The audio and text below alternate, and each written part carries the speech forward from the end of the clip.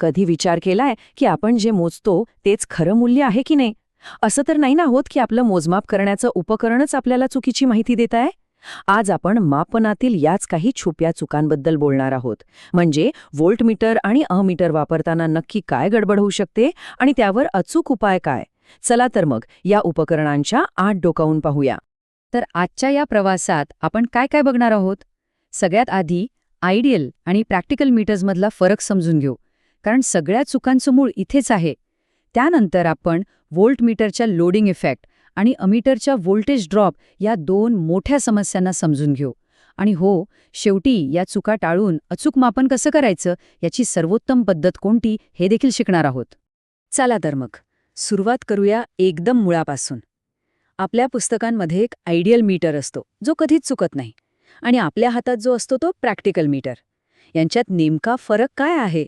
हा फरक समजला की आपल्याला कळेल की खरा खेळ नक्की कुठे सुरू होतो. तर बघा, सोप्या भाषेत सांगायचं तर दोन प्रकारचे मीटर्स आहेत. एक आहे आयडियल, जे फक्त पुस्तकांमध्ये असतं आणि सर्किटवर त्याचा काहीही परिणाम होत नाही. आणि दुसरं आहे प्रॅक्टिकल, जे आपण रोजच्या कामात वापरतो. आणि ह्या प्रॅक्टिकल मीटरला स्वतःचा एक अंतर्गत रेझिस्टन्स असतो. आणि खरं सांगायचं तर मापनातील सर्व चुकांचं मूळ कारण हेच आहे. आता ह्या चित्राकडे जरा लक्ष द्या. डावीकडे बघा, आयडियल मीटरमधून करंट अगदी सहज, कोणताही अडथळा न येता वाहतोय. पण उजवीकडे प्रॅक्टिकल मीटरमध्ये एक छोटासा अडथळा दिसतोय. तोच त्याचा अंतर्गत रेझिस्टन्स आहे. याचा अर्थ काय? तर मीटर ज्या गोष्टीला मोजायचा प्रयत्न करतं, त्याच गोष्टीला ते नकळतपणे थोडंसं बदलून टाकतं.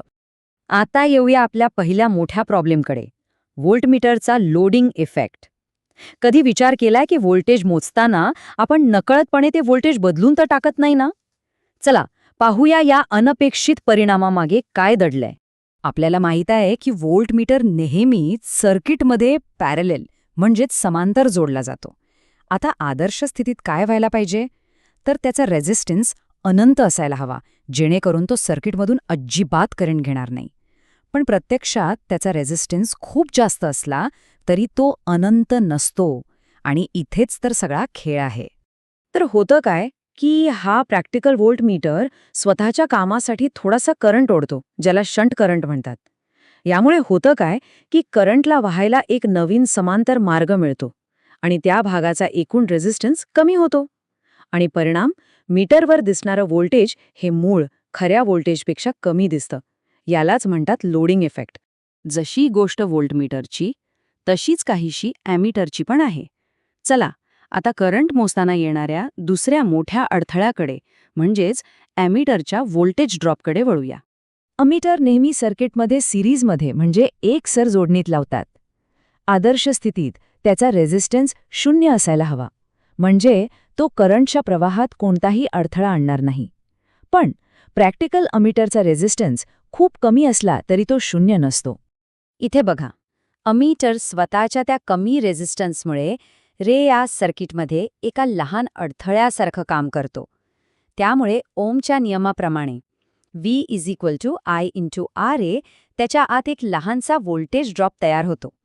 यामुळे काय होतं तर सर्किटचा एकूण रेझिस्टन्स वाढतो आणि मूळ करंट कमी होतो. परिणामी आपल्याला मिळणारं रीडिंग हे खऱ्या मूल्यापेक्षा कमी मिळतं. ठीक आहे, आता व्होल्टमीटर आणि ॲमीटरच्या समस्या तर आपण बघितल्या, पण यावर काही उपाय आहे का? हो, नक्कीच आहे. आता आपण रेझिस्टन्स अचूकपणे मोजण्यासाठी एक अशी पद्धत पाहणार आहोत जी या दोन्ही चुकांना लक्षात घेऊन काम करते. आणि उपाय आहे VI पद्धत. यात आपण व्होल्टेज आणि करंट दोन्ही मोजतो आणि ओहेमच्या नियमाने रेझिस्टन्स R काढतो. पण गंमत अशी आहे की हे मीटर जोडण्याचे दोन वेगवेगळे मार्ग आहेत, जसं आपण आकृती 1A आणि आकृती 1B मध्ये पाहू शकतो. आणि योग्य मार्ग निवडणं हेच अचूक उत्तरासाठी सगळ्यात महत्त्वाचं आहे. तर मग आता खरा प्रश्न येतो की या दोनपैकी कुठलं सर्किट कधी वापरायचा आणि का? चला या निवडीमागे असलेलं लॉजिक समजून घेऊया. तर आपल्या समोर हे दोन पर्याय आहेत. सर्किट 1A, जिथे अमीटर आत आहे आणि व्होल्टमीटर बाहेरून त्या दोघांचं मिळून व्होल्टेज मोजतोय. आणि सर्किट 1B, जिथे व्होल्टमीटर आत आहे आणि अमीटर बाहेरून एकूण करंट मोजतोय. रचना वेगळी आहे, त्यामुळे परिणामही वेगळेच असणार. आता सर्किट 1A ला नीट समजून घेऊया. इथे चांगली गोष्ट काय आहे तर ॲमीटर आपल्याला रेझिस्टरमधून जाणारा एकदम अचूक करंट दाखवतो.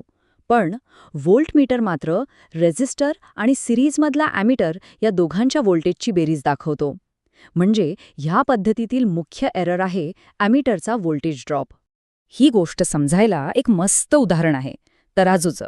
कल्पना करा की एका पारड्यात आपण एक खूप जड वजन म्हणजे आपला हाय रेझिस्टन्स आर ठेवला आहे आणि त्याच्या तुलनेत अमीटरचा रेझिस्टन्स आर ए म्हणजे काय तर एका पिसासारखा आहे. त्या पिसाच्या वजनाने काही फरक पडणार नाही, बरोबर? म्हणूनच जेव्हा आपल्याला हाय रेझिस्टन्स मोजायचा असतो तेव्हा ही पद्धत एकदम परफेक्ट आहे. आता पाहूया सर्किट 1B. इथे व्होल्टमीटर थेट रेझिस्टरच्या आरपार जोडलेला असल्यामुळे आपल्याला एकदम अचूक व्होल्टेज मोजून देतो. पण अमीटरचं काय? तो मात्र रेझिस्टरमध्ये जाणारा करंट आणि व्होल्टमीटरने स्वतःसाठी घेतलेला करंट या दोघांची बेरीज दाखवतो. म्हणून इथली मुख्य त्रुटी आहे व्होल्टमीटरचा लोडिंग इफेक्ट. परत एकदा तराजूची कल्पना करूया. आता आपल्या पारड्यात लो रेझिस्टन्स आर मधून जाणारा मोठा करंट आहे जो एका जड वजनासारखा आहे. त्याच्या तुलनेत व्होल्टमीटर जो स्वतःसाठी लहानसा करंट घेतो तो अगदीच नगण्य आहे. म्हणूनच जेव्हा आपल्याला कमी किमतीचा रेझिस्टन्स मोजायचा असतो, उदाहरणार्थ एखाद्या केबलचा किंवा शंटचा, तेव्हा ही पद्धत सर्वात योग्य ठरते. तर मग आत्तापर्यंत आपण जे काही शिकलो त्याला काही सोप्या आणि कामाच्या नियमांमध्ये बांधूया. असे नियम जे नेहमी अचूक मापनासाठी आपल्या मदतीला येतील. तर सगळ्यात महत्त्वाचं काय हा तक्ता बघा. अगदी सोपं आहे. जेव्हा हाय रेझिस्टन्स मोजायचा असेल तेव्हा सर्किट 1A वापरा, कारण त्यात ॲमीटरचा छोटा व्होल्टेज ड्रॉप काही फरक पाडत नाही. आणि जेव्हा लो रेझिस्टन्स मोजायचा असेल तेव्हा सर्किट 1B निवडा, कारण त्यात व्होल्टमीटरचा कमी असलेला करंट आपण दुर्लक्ष करू शकतो. आणि जाता जाता अचूक रीडिंगसाठी ह्या 3 गोष्टी कायम लक्षात ठेवा. 1. नेहमी उच्च संवेदनशीलतेचा म्हणजे जास्त ओहम प्रति व्होल्ट रेटिंगचा व्होल्टमीटर वापरा. 2. मीटरची रेंज नेहमी सर्वात जास्त ठेवून सुरू करा आणि नंतर गरजेनुसार कमी करा. आणि 3. मोजमाप करण्याआधीच अंदाज लावा की रेझिस्टन्स हाय आहे की लो आणि त्यानुसार योग्य सर्किट निवडा. चला तर आता एक छोटीशी चाचणी घेऊया. प्रश्न आपल्या स्क्रीनवर आहे. जर लो रेझिस्टन्स अचूकपणे मोजायचं असेल तर कोणतं सर्किट निवडाल? थोडा विचार करा. आणि याचं अचूक उत्तर आहे पर्याय सी, सर्किट 1B. का? कारण कमी रेझिस्टन्स मोजताना व्होल्टमीटर जो स्वतःसाठी थोडासा करंट घेतो म्हणजेच लोडिंग इफेक्ट, तो मुख्य करंटच्या तुलनेत नगण्य असतो. त्यामुळे ह्या पद्धतीत चूक सर्वात कमी होते.